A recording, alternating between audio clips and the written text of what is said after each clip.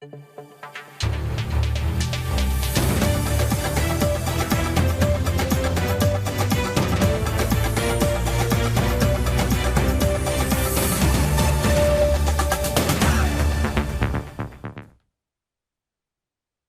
দর্শক, স্বাগত জানাচ্ছি আজকের সম্পাদকীয়তে। আমি আহমেদ সালেহীন। ৮ থেকে বেড়ে নির্বাচনী সমঝোতায় ১০ দল। জামাতের সঙ্গে গাঁটছড়ায় নাখোশ এনসিপির একাংশ। দলটির দাবি, আধিপত্যবাদী শক্তি থেকে নিজেদের রক্ষায় বৃহত্তর ঐক্যের জন্য জামাতের সঙ্গে সমঝোতা। এর পক্ষে বিপক্ষে চিঠি চালাচালি, দলটিতে অস্থিরতা।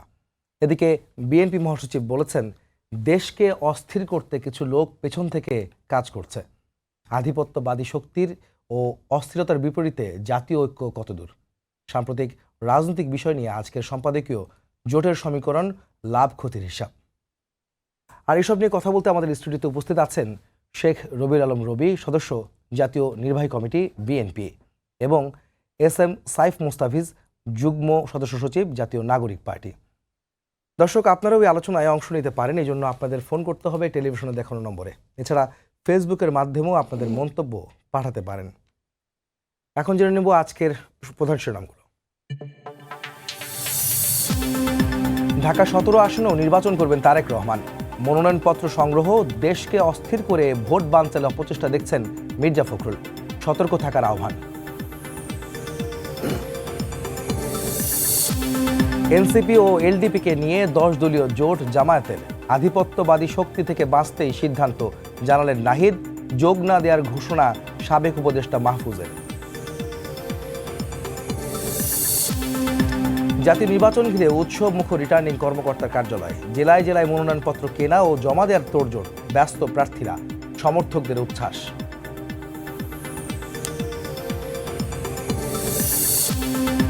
নির্বাচন করতে চাইলে আগে হাদি হত্যার বিচার দাবি ইনকলাব মঞ্চের। শাহবাগ সহ বিভিন্ন স্থানে সড়ক অবরোধ করে বিক্ষোভ। এই সরকারের আমলেই ন্যায় বিচারের প্রতিশ্রুতি।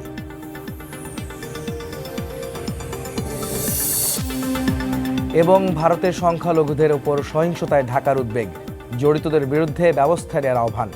বাংলাদেশ বিরোধী মতামত প্রতিষ্ঠার চেষ্টা দেখছে পররাষ্ট্র মন্ত্রণালয়।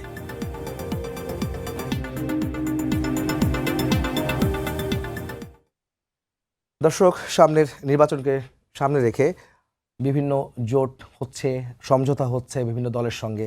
কেউ দল ত্যাগ করছেন, কেউ পদত্যাগ করছেন, কেউ বা নির্বাচন থেকে সরেও আসছেন, আবার কেউ নির্বাচনের প্রার্থী হচ্ছেন অন্য দলের হয়ে। আর এইসব বিষয় নিয়ে দেশের যে সমঝোতার মধ্যে দিয়ে যে অস্থিরতা তৈরি হয়েছে, আবার জোটের মধ্যেও দলের মধ্যে অস্থিরতা রয়েছে, সেসব বিষয় নিয়ে আজকের আমাদের সম্পাদকীয়। প্রথমে প্রশ্ন করতে চাই এনসিপির নেতা সাইফের কাছে। আপনি আমাকে একটু বলবেন যে আপনারা তো আজকে কিছুক্ষণ আগে ঘোষণা দিয়েছেন, এবং আজকে বিকেলে কিন্তু দেখেছি যে জামায়াত ঘোষণা দিয়েছিল যে আপনারা থাকছেন তাদের নির্বাচনী সমঝোতায়। ৮ দল পেরিয়ে ১০ দলের মধ্যে একজন থাকছেন, যেখানে এলডিপিওর সঙ্গে যুক্ত হলো। জামাতের সঙ্গে এই জোট গঠনটিকে আপনি কিভাবে দেখছেন একজন নেতা হিসাবে, এনসিপি নেতা হিসাবে? ধন্যবাদ আপনাকে। আমি পজিটিভলি দেখছি। কারণ হচ্ছে যে আমার ব্যক্তিগত যে জায়গাটা বা চিন্তা আমি করেছি, যে সেটা হচ্ছে যে এনসিপিকে জনগণ আসলে একটি তৃতীয় শক্তি হিসেবে দেখতে চেয়েছে, এবং সেই জায়গা থেকেই কিন্তু আমাদের লড়াইটা শুরু হয়েছে। এবং আমরা যেই পরিবর্তনের কথা বলছি, সংস্কারের কথা বলছি, বিচারের কথা বলছি, সেই লক্ষ্যে আসলে আমরা এগিয়ে যাচ্ছিলাম। সেই লক্ষ্য পরিপূর্ণ হওয়া বা পূর্ণ হওয়ার যে জায়গাটা, সেটা অনেক ক্ষেত্রে অনেকভাবে বাধাগ্রস্ত হয়েছে। পুরানো যে এস্টাবলিশমেন্ট, যেই মানুষজন সিস্টেমের ভিতরে রয়ে গিয়েছিল, বা পুরানো রাজনৈতিক দল যারা আসলে বর্তমানে তাদের কার্যক্রম চালনা করছে, তাদের একটা ভূমিকার জায়গা থেকে সব মিলিয়ে আসলে তরুণদের যে চিন্তার জায়গাটা, সেটা অনেকাংশেই আসলে বাধাগ্রস্ত হওয়ার সর্বশেষ একটি করুণ পরিণতি আমরা দেখলাম আমাদের শহীদ হাদির হত্যাকাণ্ডের মধ্য দিয়ে। সে কিন্তু পরিপূর্ণভাবে নতুন রাজনৈতিক বন্দোবস্তর যেই বয়ানটা আমরা দিচ্ছি, যেই ধারণাটা আমরা দিচ্ছি, সেটা সে ধারণ করতে এবং সেই লক্ষ্যে সে এগিয়ে যাচ্ছিল। কিন্তু তফসিল ঘোষণার পরের দিনই আসলে আমরা দেখলাম তার পরিণতি কি হলো। বর্তমান বাংলাদেশের রাজনৈতিক প্রেক্ষাপটে নতুন যে পরিবর্তনের লক্ষ্যে তরুণরা রাজনীতি করার চেষ্টা করছে, সেখানে আসলে বিভিন্ন দেশ, বিভিন্ন রাজনৈতিক দল এবং বিভিন্ন এজেন্ডার যারা মানুষজন আছে, তাদের একটা বাধার সম্মুখীন আমাদের হতে হচ্ছে। তো সেই লক্ষ্যে আমরা মনে করি এই পরিবর্তনের জন্য যারা আসলে লড়াই করতে চাচ্ছেন, যারা আসলে মোর উইলিং, সেই পাওয়ারগুলোকে আসলে এক ছাতার নিচে আসাটা জরুরি। তো সেই জায়গা থেকে বর্তমানে সেটা হয়েছে। যদিও আমরা মনে করি যে আসলে যদি 300 আসনে এনসিপি এককভাবে ইলেকশন করতে পারতো সেটা খুবই ভালো হতো, কিন্তু বর্তমানের যে বাস্তবিক যে প্রেক্ষাপট সেটার অনুযায়ী আসলে আপনারা তো ঘোষণাও দিয়েছিলেন যে 300 আসনে আপনারা প্রার্থী দিবেন বা আপনারা এককভাবে নির্বাচন করবেন, এরকম হ্যাঁ, একটা ঘোষণা দিয়েছিলেন আমরা আপনারা আগে। ঘোষণা দিয়েছি, সে অনুযায়ী আমরা মনোনয়নপত্র ফর্ম বিক্রি করেছি এবং আমাদের প্রিপারেশন সেই অনুযায়ী কিন্তু রয়েছে, এখনও স্টিল রয়েছে। কিন্তু বাংলাদেশের প্রেক্ষাপটে ঢাকা 8 আসনের যেরকম একটা ঘটনা ঘটে গেল, ঢাকার বাইরে সিচুয়েশন আরও ডিফিকাল্ট। আপনার যেখানে প্রধান নির্বাচন কমিশনার বলছে যে এটা একটা বিচ্ছিন্ন ঘটনা, এবং তার টোনেই বোঝা যাচ্ছে যে এরকম আরও 8-10টা ঘটনা ঘটলেও কিন্তু সমস্যা নেই। এবং আপনি আজকে দেখবেন সাবেক যেই প্রতিমন্ত্রী ছিল আওয়ামী লীগের, তিনি কিন্তু একটি স্ট্যাটাস দিয়েছেন যে এনসিপি খুব তাড়াতাড়ি নাই হয়ে যাবে, বা তাদের একটা মূল টার্গেট হচ্ছে তরুণরা। তো তারা তরুণদেরকে, আওয়ামী লীগের প্রধান শত্রু এই জুলাই গণ অভ্যুত্থানের যে তরুণ নেতৃত্বের যারা আছেন তাদেরকে টার্গেট করা। তো সেই জায়গা থেকে আমরা মনে করি যে এই সময় ঐক্যের অত্যন্ত প্রয়োজন, এবং যারা আসলে সংস্কার এবং বিচারের জায়গাটাকে প্রধান ফোকাস রাখছে এবং একসাথে অ্যালাইনমেন্ট হয়ে কাজটা করতে চাই, সেই জায়গা থেকে আমরা মনে করেছি এই জোটটা হয়েছে। মানে আপনারা শঙ্কা থেকে আসলে এরকম একটা জোটের দিয়ে গেলেন? শঙ্কা এবং বর্তমানে যে বাস্তবিক সিচুয়েশন সেই জায়গা থেকে বলছি আর কি। আর এখানে একটা বিষয় যে গতকালকে আমি দেখেছিলাম যে আপনারা জামাতের সঙ্গে জোট না করার প্রশ্নে আপনারা 30 জন কেন্দ্রীয় নেতা আপনারা চিঠি দিয়েছিলেন বা স্মারকলিপি দিয়েছিলেন নাহিদ ইসলামের বরাবর। তো আপনি সেই একজন তার মধ্যে, তো আপনার এই আপত্তি থাকা সত্ত্বেও আপনি জোট মেনে নিচ্ছেন, এই জামাতের সঙ্গে যে সমঝোতা মেনে নিচ্ছেন? এটা একটু ভুলভাবে মিডিয়াতে এসছে, এটা সম্পূর্ণ ইন্টারনাল। এখন আমাদের কাছে আছে। হ্যাঁ হ্যাঁ, এটা চিঠিটা তো আপনাদের মানে পাবলিক চিঠি করার ইয়া না, এটা তো বরাবর হচ্ছে আহ্বায়ক বরাবর পাঠানো হয়েছে, এটা তো মিডিয়াতে দেওয়ার কথা না। এটা আমাদের ভেতর থেকে কোনো একজন হয়তো এটা বাইরে দিয়েছে। ব্যাপারটা হচ্ছে যে আমাদের যখন অভ্যন্তরীণ মিটিং হয়েছে, যখন জোটের ব্যাপারে আলাপ হয়েছে, সেই সময় আমাদের খুব কম ছিল। তো ওই সময়ের মধ্যে আহ্বায়ক বরাবর হচ্ছে যারা আমরা বলছি যে আমরা জামাত বা বিএনপি কারো বিপক্ষে আমাদের অবস্থান না, আমরা বলছি যে আমরা আসলে চাই যে স্বতন্ত্রভাবে ইলেকশনটা করা যায় কিনা, সেই লক্ষ্যে আসলে আমাদের অবস্থানটা ছিল, এবং আমরা আহ্বায়কের কাছে সেটাই জানিয়েছি যে জোটের ব্যাপারে পুনর্বিবেচনা করা যায় কিনা। এবং সেটা খুব কম সময়ের মধ্যে এই চিঠিটা আমাদের আহ্বায়ক সাহেবের কাছে পাঠানো হয়েছে, এবং পরবর্তীতে এইটা মিডিয়াতে এনে একটা মানে পক্ষ বিপক্ষের একটা জায়গা ন্যারেটিভ তৈরি করা হয়েছে, যেটা আসলে জোটের পক্ষে বা বিপক্ষে বা জামাতের পক্ষে বিপক্ষে এরকম একটা জায়গা তৈরি হয়েছে। এখানে আমাদের 2-1 জন নেত্রী যারা পদত্যাগ করেছেন তারা আসলে একদমই বিপক্ষে জামাত ইসলামীর সাথে জোট করার ক্ষেত্রে। কিন্তু আমরা বলেছিলাম যে 300 আসনের তখন কি ক্ষেত্রে বিষয়টা ন্যারেটিভ থাকে, যখন আপনাদের দলের নেত্রী যখন পদত্যাগ করছেন, নির্বাচন থেকে সরে আসছেন জামাতের সাথে জোট করার কারণে, তখন আর সেটা ন্যারেটিভ থাকে কালেক্টিভ কিভাবে? যখন 30 জনের কথা বলছেন, এখানে 30 জনই আসলে পদত্যাগ করার মেন্টালিটি নিয়ে আহ্বায়ককে সেই কথাগুলো বলেনি, এটা আমি বলতে চাচ্ছি। আচ্ছা জি, আমাদের উদ্দেশ্যটা ছিল যে আমরা কি আসলে 300 আসনে প্রার্থী দিতে পারি কিনা। কিন্তু আমরা এটাও বলছি যে দলের যেটা সিদ্ধান্ত হবে সেটার পর আমরা শ্রদ্ধাশীল, কারণ আমাদের এটা নিজেদের ঘর, এবং ঘরের ভিতর অভ্যন্তরীণ আমাদের তর্ক বিতর্ক, মত দ্বিমত অনেক কিছুই হতে পারে, কিন্তু কালেকটিভলি যে সিদ্ধান্ত আমাদের আহ্বায়ক সদস্য সচিব বা নীতি নির্ধারক বডি নেবেন সেটার প্রতি আমরা সবসময় শ্রদ্ধাশীল থাকবো। জি, আমি আপনার কাছে আবার আসবো এই বিষয়টা নিয়ে। আমি শেখ রবিউল আলম আপনার কাছে জানতে চাই, সেটা হচ্ছে যে জামাতের সঙ্গে যে এনসিপির যে আজকে একটা নির্বাচনী সমঝোতা হলো, যেখানে এলডিপিও আপনাদের সঙ্গে যুগপথে শরিক ছিল, 20 দলীয় জোটে ছিল, তারাও তো আজকে দেখলাম মানে অলি আহমদের যে এলডিপি, তারাও যুক্ত হয়েছে এবং এনসিপিও যুক্ত হয়েছে, জামাতের সঙ্গে সমঝোতা করেছে। আপনি এই নির্বাচনী সমঝোতাকে আপনার বিএনপি কীভাবে দেখে, আপনি কীভাবে দেখেন? ধন্যবাদ আপনাকে, ধন্যবাদ প্রিয় সহ-আলোচক, এই মুহূর্তে যারা সময় টিভির সাথে যুক্ত আছেন। জোটের রাজনীতি, জোটের নির্বাচন, জোটের আন্দোলন, এটা বাংলাদেশে প্রতিষ্ঠিত। জি, এবং এই জোটগুলি যতটা না আদর্শিক তার চেয়ে বেশি কৌশলগত, আবার যদি আরেকটু অ্যাডভান্স হয়ে বলেন তার চেয়ে বেশি ক্ষমতায় যাওয়ার জন্য একটা ঐক্যবদ্ধ চেষ্টা। রাজনৈতিক আদর্শ ভিন্ন, দর্শন ভিন্ন, কিন্তু একটা অ্যালায়েন্স তৈরি করে কিভাবে ক্ষমতার অংশ হওয়া যায় কোনো বড় শক্তির সাথে থেকে বা প্রতিষ্ঠিত রাজনৈতিক দলের সাথে থেকে, সেই চেষ্টা বাংলাদেশের রাজনীতিতে একেবারে প্রতিষ্ঠিত দীর্ঘদিন ধরে আছে, তার অংশ হিসেবে আমি দেখছি। এনসিপি এবং এলডিপির জামাতের জোটে যাওয়াটাকে আমি খুব নেগেটিভলি দেখছি না, কিন্তু এনসিপির জন্য এটা একটু বিব্রতকর হবে। যেমন ধরেন একটা সময় মনেই হয়েছে আজ থেকে হয়তো 6 মাস আগে যে এনসিপির নেতৃত্বেই আর একটা জোট হতে পারে, অথবা এনসিপি একটা বড় রাজনৈতিক স্টেক হোল্ডার হতে যাচ্ছে, জন বড় আকাঙ্ক্ষা ধারণ শক্তি করে। তৈরি হতে পারে, হ্যাঁ, আকাঙ্ক্ষা তৈরি হয়েছিল। পরিবর্তিত রাজনীতি, পরিবর্তিত রাষ্ট্র ব্যবস্থাপনায় যে গুণগত পরিবর্তন নিয়ে এক ঝাঁক তরুণ এসেছে, সেখানে যে রাজনৈতিক ওটাকে বলা হয় যে নতুন আবহ তৈরি করার যে একটা নেতৃত্ব আবহ, সেই জায়গায় কিন্তু সেটা কিন্তু নস্যাৎ হয়ে যাবে, এবং সেই আশা মানুষের মধ্যে আর থাকবে বলে আমার কাছে মনে হচ্ছে না। মানে আমি বলতে চাচ্ছি যে জোটটা এনসিপির নেতৃত্ব হতে পারত, সেই জোটটা এখন জামাতের নেতৃত্বে এনসিপিকে যেতে হচ্ছে। হ্যাঁ, রাজনৈতিক বিবেচনায় তারা হয়তো বিচক্ষণতার পরিচয় দিয়ে এই বিদ্যমান পরিস্থিতিতে সেটাই তাদের জন্য ওয়াইজ হতে পারে। সে জায়গায় আমি এনসিপিকে বলছি না সে ব্যর্থ হয়েছে, তাকে হয়তো এই কৌশল নিতে হয়েছে, কিন্তু মানুষের কাছে যে নতুন বার্তা এনসিপি নিয়ে এসে একটা বৃহত্তর শক্তি জানান দেবে, সেটা কিন্তু আপনার সে আশাহত হয়েছে মানুষ। আমার খুব পছন্দের সে একজন বক্তা, সবসময় অনেক অনেক ভালোই বাস্তবিকভাবে এনসিপির বিষয়ে উপস্থাপন করেন সাইদ মুস্তাফিজ। সে তৃতীয় শক্তির কথা বলছিল যে এনসিপি এখন তৃতীয় শক্তি।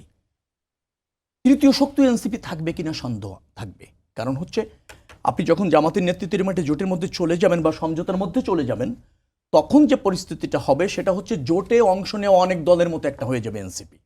অনেক দলই তো জোটে আছে, তার মতো একটা জায়গা হবে, এবং যার অধীনে বা যে বড় দলটির অধীনে জোট থাকে, আমি জামাত এবং বিএনপি বলে বলছি না, অথবা একসময় পতিত আওয়ামী লীগের কথা বলছি, ফ্যাসিবাদী আওয়ামী লীগ, তাদের সাথেও যারা জোটে গিয়েছে, জোটটা হয়ে যাওয়ার পর আলটিমেটলি ওখানে যে কোনো বড় দলটি কর্তৃত্বটা নিয়ে নেয়, চ্যালেঞ্জটা সেই নেয়, এবং তার নেতৃত্বেই সবাইকে রাজনীতিটাও করতে হয়, জোটের সাথে ঐক্যবদ্ধও থাকতে হয়। তো সে জায়গায় গিয়ে এনসিপি কতটা স্বতন্ত্রতা বজায় রাখতে পারবে নির্বাচনের রাজনীতি, অথবা ধরেন এই নির্বাচনের পরে সরকার গঠনের প্রক্রিয়া, অথবা বিরোধী দল, অথবা ধরেন তৃতীয় বিরোধী দল, সেই জায়গায় এনসিপি কতটা তাদের উপস্থিতির এবং সক্ষমতার জানান দিতে পারবে, সেটা নিয়ে আমার সন্দেহ তৈরি হচ্ছে। একটা কথা বলে রাখি, প্রতিযোগিতাপূর্ণ ভোট এবং প্রতিষ্ঠিত গণতন্ত্রের জায়গায় শেষ মুহূর্তে জনগণ দ্বিধারার মধ্যেই সীমাবদ্ধ থাকে। আপনি মার্কিন যুক্তরাষ্ট্রে যান, দ্বিধারা, রিপাবলিকান, জি। ডেমোক্রেট। হ্যাঁ। আপনি যদি কনজারভেটিভ পার্টি আর লেবার পার্টি যদি যান আপনি ইউকেতে, আপনি যদি ভারতেও যান দেখবেন কংগ্রেস, বিজেপি এর মধ্যে থাকে। অর্থাৎ মানুষ বহু ভাগে বিভক্ত আর থাকে না। প্রতিযোগিতা যখন ক্লোজ হয়ে আসে, তখন মানুষ দুটি ধারার মধ্যেই প্রতিযোগিতাটাকে মানে সীমাবদ্ধ হয়ে যায়। সেখান থেকে হয়তো একটা নতুন শক্তি, উদাহরণ 10টি দল মিলে এক ধরনের মানুষের প্ল্যাটফর্ম হবে, জনগণের কথা বলছি। আবার বিএনপি নেতৃত্বে যে জোটটা আছে সেখানে আরেক ধরনের প্ল্যাটফর্ম তৈরি হবে। নির্বাচন যত ঘনিয়ে আসবে সেদিকেই যাবে। এর আগে মনে হচ্ছিল যে অনেকগুলি রাজনৈতিক শক্তি দেখা যাচ্ছিল, বিএনপি আছে, জামাতি ইসলাম আছে, এনসিপি আছে, এলডিপি আছে, গণ অধিকার পরিষদ আন্দোলন আছে, মানে গণ অধিকার পরিষদ, জি, হ্যাঁ, গণ অধিকার পরিষদ আছে। মনে হচ্ছিল যে অনেকগুলি শক্তির জানান দিতে পারছে। আবার ইসলামী শাসনতন্ত্র আন্দোলন আছে, তারাও খেলাফত আন্দোলন, অনেকগুলি দলগুলো আছে, বিশেষ করে চরমোনাই ফিরোজ সাহেবের ইসলামী শাসনতন্ত্র আন্দোলন সম্ভবত, তো তাদেরও একটা ব্যাপক উপস্থিতি মনে হচ্ছিল, জানান দিচ্ছিল, তারা একেবারে শীর্ষ দল, জনপ্রিয় দল। কিন্তু দেখলেন যে নির্বাচন আসার সাথে সাথে কিন্তু দুই ভাগে ভাগ হয়ে গিয়ে দুটি বলয় তৈরি হচ্ছে। গণতন্ত্রের জন্য এই প্রতিযোগিতা ভালো, বহুদলীয় গণতন্ত্রের উপস্থিতি এটাকে জানান দেয় যে অনেকগুলি দল শুধু দ্বন্দ্ব করতে জানে না, সংঘাত করতে জানে না, একত্রিত হতে জানে। আপনি কেমন পয়েন্টটা বুঝতে পেরেছেন? যে আমরা সবসময় ক্ষমতা লড়াই করছি না, আমরা সরব থাকছি। আপনি আমার সমালোচনা করছেন, অন্য দল সমালোচনা আমি করছি, কিন্তু আবার আমরা একত্রে বসতে জানি, আবার আমরা একত্রে সংঘবদ্ধ হয়ে একটা বড় শক্তি হতে চাই, চ্যালেঞ্জ নিতে চাই, পার্লামেন্টে যেতে চাই, সরকারে যেতে চাই। এই যে ধারা, আপনি যদি আদর্শতা ঠিক রাখেন, আমি বলছি নির্বাচন ব্যবস্থাপনার প্রতি যদি আপনি আস্থা রাখেন, জনগণের উপর যদি আপনি নির্ভর করেন, নির্বাচনে যদি আপনি সহযোগিতা করেন, প্রতিযোগিতা যদি আপনি মানতে চান, করতে চান, আবার পরাজিত হলে যদি আপনি পরাজয় মানতে চান, তাহলে কিন্তু এই প্র্যাকটিস ইতিবাচক। রবি ভাই, আপনি একটু বলেন যে আমাকে, যে উনি যে শঙ্কার কথা বলছিলেন, বা নাহিদও আজকে প্রেস কনফারেন্সে বলেছে যে আধিপত্যবাদী শক্তির থেকে নিজেদের রক্ষা করার জন্য বৃহত্তর ঐক্যের প্রয়োজনে আসলে তারা এই জামাতের সঙ্গে জোটে গিয়েছে। আপনি কি শঙ্কাটাকে বাস্তবিক মনে করেন, বা আপনি এটাকে, ওনাদের এই শঙ্কার জায়গাটাকে কীভাবে মূল্যায়ন করবেন? যে শব্দ ব্যবহার করেছে সেটা খুব প্রাসঙ্গিক হয়েছে বলে আমার কাছে মনে হয়নি। আধিপত্যবাদী শক্তির বিরুদ্ধে তো প্রজাতি আমরা এক, এখন আপনি একটা জোটে গেলেন, তো সেই জোট কি আধিপত্যবাদী শক্তির বিরুদ্ধে একক অবস্থান জানান দেয়, নাকি আধিপত্যবাদী বিরোধী শক্তি আরও অনেক বড় বড় অ্যালায়েন্স আছে, বড় বড় শক্তি আছে? এখন আপনি যদি মনে করেন যে আধিপত্যবাদী শক্তি মানে আপনার ইচ্ছাটা, জামাতে ইসলাম তো আধিপত্যবাদী শক্তির বিরুদ্ধে 24-এর আন্দোলনে তারা ছিল, জি। অংশ নিয়েছে, কিন্তু পাকিস্তানি আধিপত্যবাদী শক্তি যদি আপনি বলে থাকেন, সেখানে তো তাদের পক্ষ নিয়েছে। ঠিক আছে, এখন যদি আপনি সেই দেশটা যারা চাইলো না, স্বাধীনতা মনে করলো যে তারা রাষ্ট্রদ্রোহিতা হচ্ছে, অথবা আমি স্বাধীন স্বকীয়ভাবে একটা মানচিত্র চাইব, স্বাধীনতা চাইব, ভিন্ন দেশ চাইব, তখন যদি আপনার মনে হয় যে সেটা অন্য রাষ্ট্রের পারপাস সার্ভ করতে পারে, এই জন্য আমরা স্বাধীনতাটাই চাই না, তো সেই ধরনের শক্তির সাথে আতাত মানে এই বুঝায় না আধিপত্যবাদী বিরুদ্ধে শক্তি সব এক হচ্ছে। আমার ধারণা নাহিদ ইসলাম এই শব্দটা ব্যবহার করার ক্ষেত্রে হয়তো বা অত গভীরে যাননি, আমার কাছে তাই মনে জি হচ্ছে। সাহেব, আপনি একটু বলবেন যে আমি যে কথা ছিলাম আপনার সঙ্গে, আমি আবার আসতে চাই যে আপনারা 30 জন আপনারা স্মারকলিপি দিচ্ছেন, আমরা এর বিপরীতে আবার 170 জন আপনাদের কেন্দ্রীয় নেতারা জোট করার বিষয়ে প্রাসঙ্গিকভাবে আপনারা পক্ষে না, ছিলেন। সেটার ইয়েটা ছিল যে দল যেটা সিদ্ধান্ত নেবে এটার সাথে আমরা একমত, এটা ছিল মানে এটার সাথে দুটা আমিও পাল্টা একমত। পাল্টি না, বিষয়টা এটা মানে একটু পাল্টাপাল্টি না। আচ্ছা। তারপর যদি বলি যে এর মধ্যে থেকেও তো আপনাদের দুইজন নেত্রী পদত্যাগ করেছেন, দুজন নির্বাচন থেকে সরে এসছেন, আবার মাহফুজ আলম যিনি আপনাদের যাচ্ছিলেন তিনি আবার আপনাদের দলে যোগ দিচ্ছেন না, তিনি থাকছেন একাই। এটা মিলে কি এনসিপির মধ্যে যে অস্থিরতা তৈরি হচ্ছে, যেটা আমরা দেখতে পাচ্ছি, এতে করে কি এনসিপিতে ভাঙনের কোনো সুর দেখা যাচ্ছে কিনা বা আমরা সুর শুনতে পাচ্ছি কিনা? না না, এটা এনসিপি কোনো ভাঙনের সুর নেই। এটা একটা রাজনৈতিক প্রক্রিয়াতে কেউ যদি ব্যক্তিগতভাবে এখানে কমফোর্ট ফিল না করে বা ফিল না করে যে তার যে নিজস্ব আইডিওলজি সেটা হয়তো এখানে ফুলফিল হচ্ছে না, এটা তার ব্যক্তিগত ব্যাপার। কিন্তু রাজনৈতিক দল তো আসলে কারো একক ব্যক্তি চিন্তার উপরে আসলে নির্ভর করে না। পরিপ্রেক্ষী অনুযায়ী, সিচুয়েশন অনুযায়ী অনেক কিছুই ডিসিশন নিতে হয়, যেটা আসলে আমরা হয়তো 2-3 মাস আগেও হয়তো চিন্তা করিনি, কিন্তু সেটা এখন করতে হয়েছে, সেটা বাস্তবিক একটা জায়গা থেকে করতে হয়েছে। হ্যাঁ, এখানে যদি বলেন যে এই চলমান যে মতবিরোধ আপনাদের মধ্যে দেখা দিচ্ছে আর কি, সেটা কি নতুন মেরুকরণের সূচনা তৈরি করবে কিনা? না, নট রিয়েলি। আমি মনে করি না কোনো আলাদা কোনো মেরুকরণের সূচনা তৈরি করবে। একটা ভুল বোঝাবুঝির জায়গায় তৈরি হয়েছে, কারো একটু মন খারাপ থাকতে পারে, এটা পরবর্তীতে আমার মনে হয় যে এটা মিটিগেটও হয়ে যাবে। সেটা কাটিয়ে উঠতে কি কোনো উদ্যোগ নিচ্ছেন আপনারা? এটা দলীয় ভেতর থেকে আমাদের যারা নীতি নির্ধারক পর্যায়ে যারা আছে তারা কথা বলছে, আমাদের সদস্যদের যারা আছেন সবার সাথে কথা বলছে ডিসিশন। কারণ এটা তো ধরেন অনেকেই এক্সপেক্ট করছিল যে তাদের আসনে ইলেকশন করবে, তো সেই জায়গাটা যখন সংকুচিত হলো স্বাভাবিকভাবেই তারা মনক্ষুণ্ণ হবে, এটা তো খুব স্বাভাবিক। এবং মানে বর্তমানে এটা কিন্তু মানে জামাতের নেতৃত্বে জোট এই ব্যাপারটা কিন্তু মানে এখন আসলে ওইভাবে বলার সুযোগ নেই, কারণ এখানে যতগুলো রাজনৈতিক দল আছে এখানে আসলে সমানভাবে যেই ইলেকটোরিয়াল জোটের আসনগুলো বিবেচনা করা হচ্ছে, সেখানে এটা মেজার করা হচ্ছে যে মানে কোন আসন থেকে কে সম্ভব বের হয়ে আসতে পারবে বা কার জয়ের সম্ভাবনা বেশি। তো এই আলোকেই মূলত এই জোটের মেরুকরণের জায়গাটা এখন আগাচ্ছে। এটা আসলে ওইভাবে বলার সুযোগ নেই জামাত এবং 12টি দলের জোট। এখানে আসলে প্রত্যেকটা রাজনৈতিক দলের আসলে সেই সমানভাবেই গুরুত্ব দেওয়া হচ্ছে, যদি যে দলের সম্ভাবনা যতটুকু বেশি তাকে সেই সমান মূল্যায়ন করা হচ্ছে।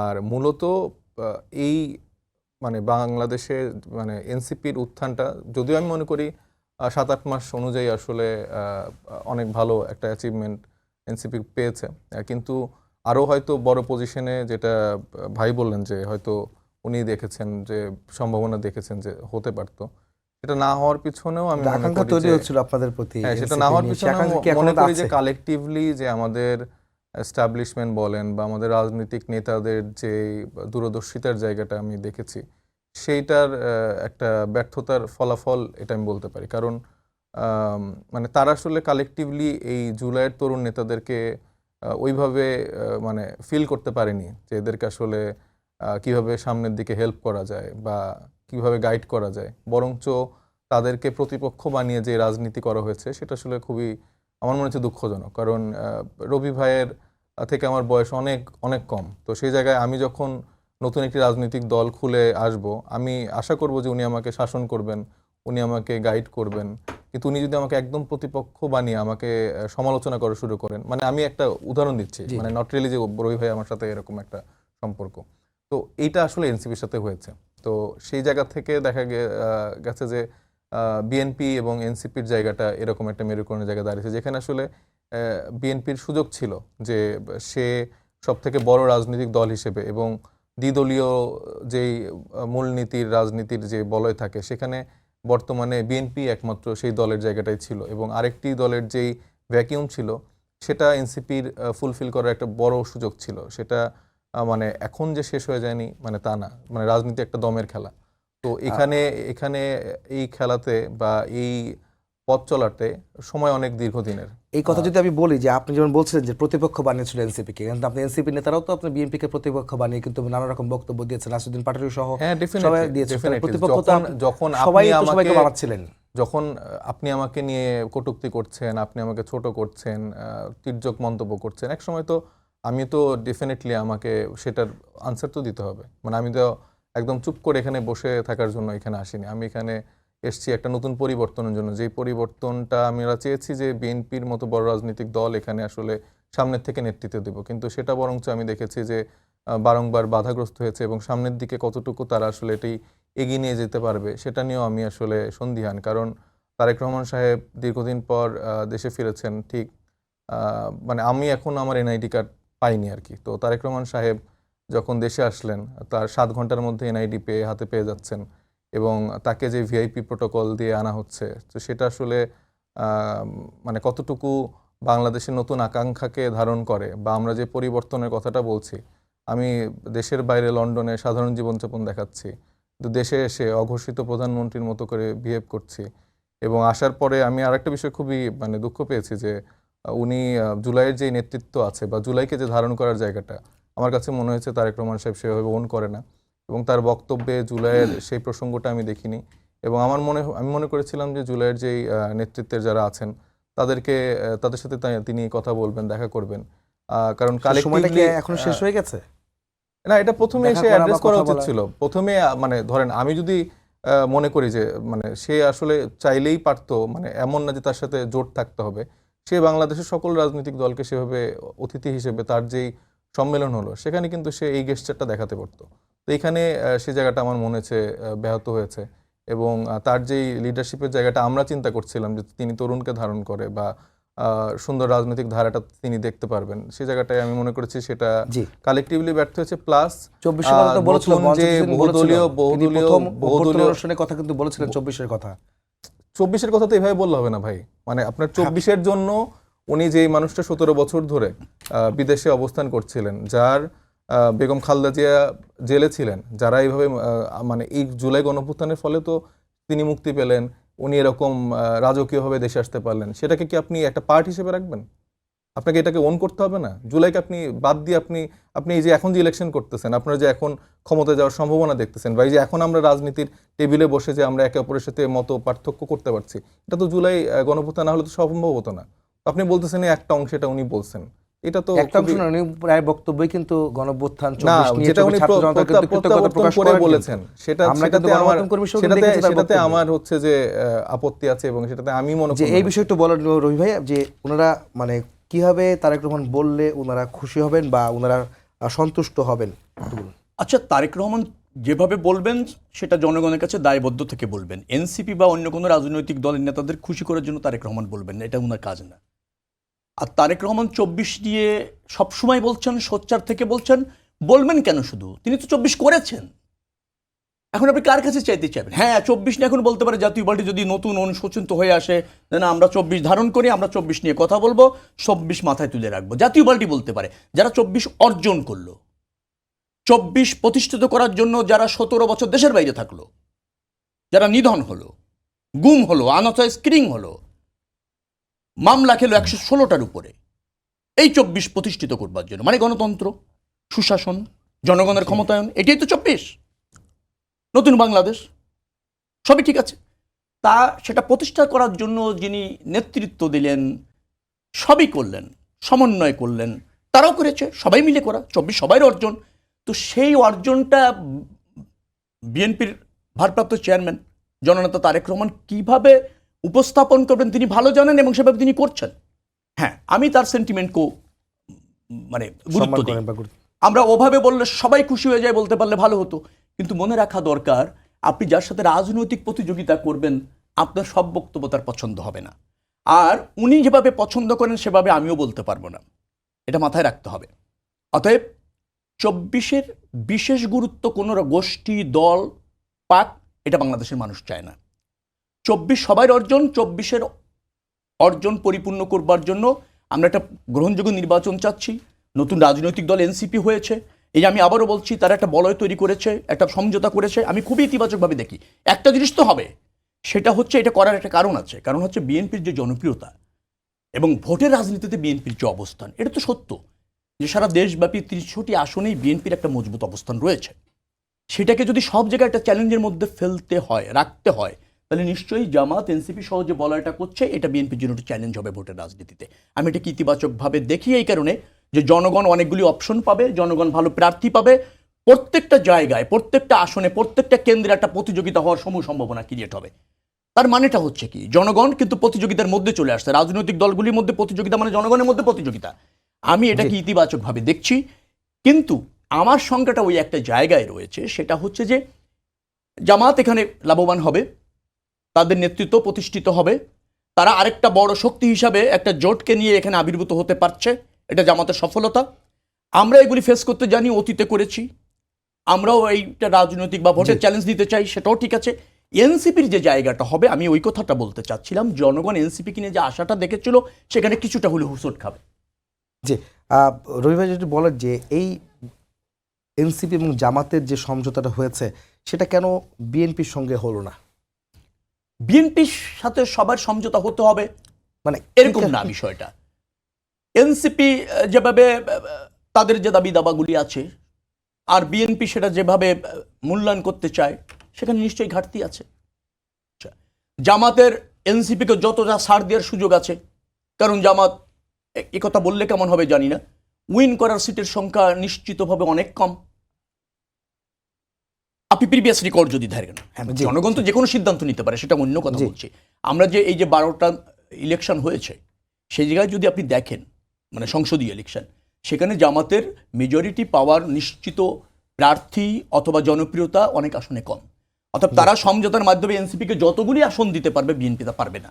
কারণ বিএনপির বারবার মেম্বার অফ পার্লামেন্ট হওয়া প্রার্থী আছে, যোগ্য নেতা আছে, প্রতিষ্ঠিত নেতা আছে, বারবার ইলেকশন করেছেন, তাদেরকে মাইনাস করা যায় না এক পেকেও। কিন্তু জামাতের এটা অনেক বেশি আছে বিধায় এনসিপি ওই অপশনটাই বেছে নিয়েছে। যে সাহেব, আপনি একটু বলবেন যে আপনারা আসলে যে সমঝোতাটা হয়েছে, নিশ্চয়ই একটা প্রাথমিক আলোচনা হয়েছে যে আপনারা আসলে কতটি আসনে যাচ্ছেন বা কতটা আসনে আপনাদের দেওয়া হবে জামাতের পক্ষ থেকে, এমন কোনো আলোচনা হয়েছে কিনা? আমি তো বললাম যে এটা কালেকটিভলি কথা হচ্ছে, মানে কেউ কাউকে এখানে দেওয়ার কিছু নেই। এখানে প্রত্যেকটা 300 আসন ধরে এখানে যদি মনে হয় যে এনডিপির সম্ভাবনা আছে, তাকে আমরা মনে করছি যে সেখানে তাকে দেওয়া উচিত। এইভাবে আসলে আলাপটা আগাচ্ছে। যদি এটা মনে হয় যে এনসিপির 50টা আসনে আসলে তাদের থেকে বেটার প্রার্থী আছে, সেখানে 50টা আসন দেওয়া হবে। আবার যদি মনে হয় যে না, এটা কমানো হতে পারে, এরকম করে আলোচনাটা। যেহেতু ইলেকশন করবেন, আপনারা তো আপনাদের প্রতীক নিয়ে অনেক আন্দোলন করেছেন এবং সবশেষ শাপলা প্রতীক না পেয়ে শাপলা কলি পেয়েছেন আপনারা।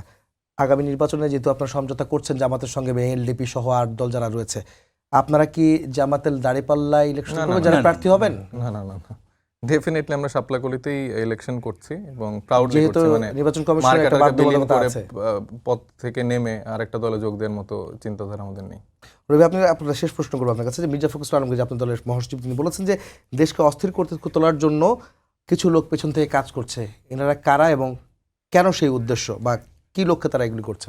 অতীত ফ্যাসিবাদী শক্তি আছে, একটা অংশ অদৃশ্য হয়েছে, অথবা ধরেন আত্মগোপনে আছে, অথবা পার্শ্ববর্তী দেশে আশ্রয় আছে, কিন্তু তাদের চেষ্টা রয়েছে বাংলাদেশের গণতন্ত্রের যে উত্তরণ সেটা বাধাগ্রস্ত করা, অথবা ধরেন নস্যাৎ করে দেওয়া। এবং হাদি হত্যা তো তারই অংশ। আবার অনেকেই এখনো পর্যন্ত হুমকিতে আছেন, যারা প্রথম সারিতে থেকে আন্দোলন নেতৃত্ব দিয়েছেন, আগামী নির্বাচনে নির্বাচিত হতে পারেন, একটা স্টেবল গণতন্ত্র বাংলাদেশে আসুক, প্রতিযোগিতাপূর্ণ রাজনীতি, প্রতিযোগিতাপূর্ণ মানে যেটাকে বলা হয় সংসদ, কার্যকর সংসদ চলুক, গণতন্ত্রের উত্তরণ, এটা চায় না এরকম একটা শক্তি আঞ্চলিকভাবে আছে, আন্তর্জাতিকভাবে আছে, ডোমেস্টিক্যালি আছে, তারা তৎপর আছে। তারা এই চ্যালেঞ্জ আমাদেরকে সবাইকে ঐক্যবদ্ধভাবে নিতে হবে। ধন্যবাদ সাহেব ভাই, রবি ভাই, দুজনকে ধন্যবাদ আমাদের আমন্ত্রিত অতিথি হয়ে আসার জন্য। সবাইকে ধন্যবাদ জানিয়ে শেষ করছি আজকে সম্পাদকীয়। আগামীকাল আবার দেখা হবে একই সময়ে। শুভরাত্রি।